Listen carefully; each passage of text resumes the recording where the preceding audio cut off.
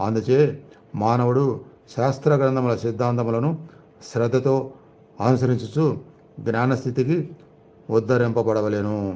ఈ జ్ఞానమే ఆధ్యాత్మిక అవగాహనతో కూడిన దివ్యస్థితి నందుకొనుటకు తోడ్పడును. వేరు మాటలతో చెప్పలేనన్న సందేహంతో కూడిన వ్యక్తులకు ఆధ్యాత్మిక ముక్తి యందు ఎట్టి స్థానము లేదు. అందుచే మానవుడు గురు శిష్య పరంపరతో కూడిన గొప్ప ఆచార్యుల అడుగుజాడలను అనుసరించి తద్వారా విజయము పొందవలెను.